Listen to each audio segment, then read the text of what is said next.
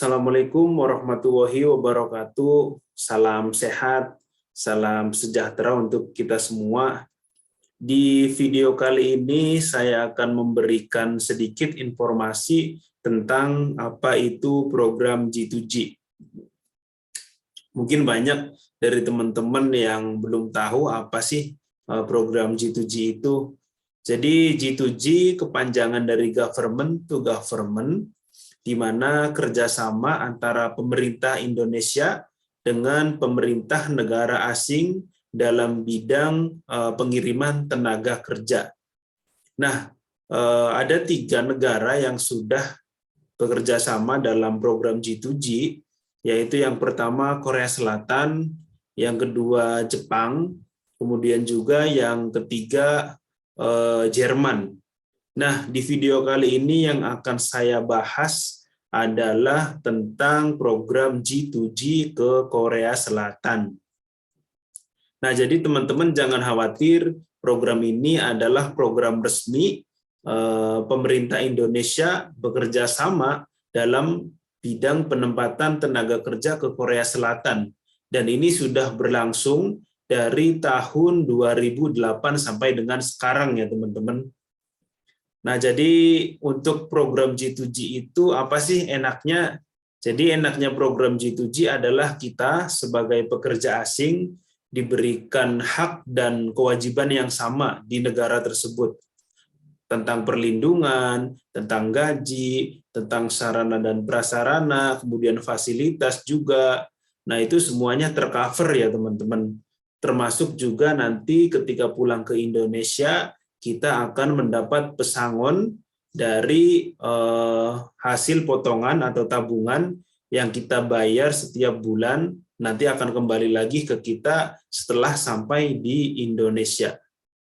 Jadi gajinya juga sama teman-teman dengan orang Korea. Jadi mengikut UMR negara tersebut. Orang Korea dan orang Indonesia gajinya sama berdasarkan UMR. Tidak ada beda ya teman-teman. Jadi lebih enak gitu. Kemudian apa sih syaratnya untuk bisa ikut program G2G? Yang pertama yaitu usianya antara 18 sampai 39 tahun. Kemudian pendidikan minimal SMP atau SMA mungkin yang diutamakan. Kemudian juga tidak buta warna, kemudian sehat jasmani, sehat rohani, tidak cacat fisik, dan tidak pernah tersandung hukum atau dideportasi dari negara Korea Selatan. Nah, kemudian itu merupakan syarat dasar. Kemudian syarat yang mutlaknya yaitu syaratnya lulus ujian IPS topik dan lulus ujian skill test. Nah, ada 2 tes yang dinilai oleh panitia. Kalau IPS topik adalah untuk mengukur kemampuan bahasa Korea kita. Nah, IPS topik ini sama dengan TOEFL ya teman-teman. Jadi ada listening, ada reading. Nah, itu ujian soal berbentuk teori. Kemudian juga skill test. Nah, skill test ini ada 3 item yang dinilai.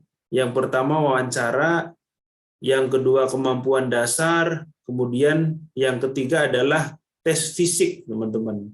Jadi kalau kedua tes tersebut lulus IPS topik, kemudian lulus skill test, kemungkinan besar peluang kita untuk diterima bekerja di Korea Selatan itu sangat tinggi ya teman-teman.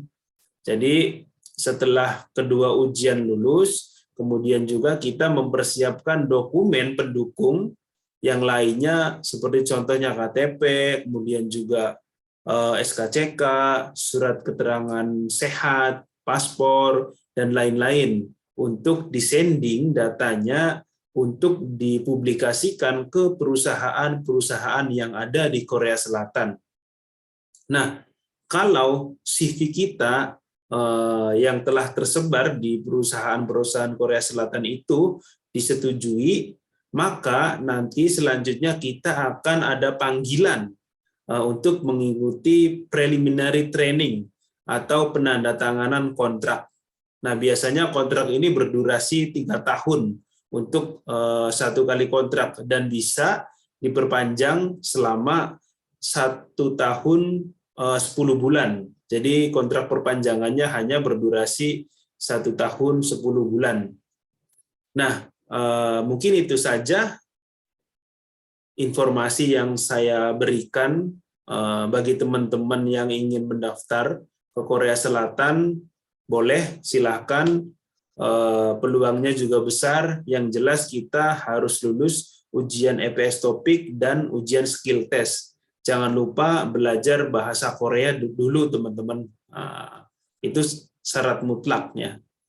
Itu saja yang dapat saya sampaikan. Terima kasih. Assalamualaikum warahmatullahi wabarakatuh.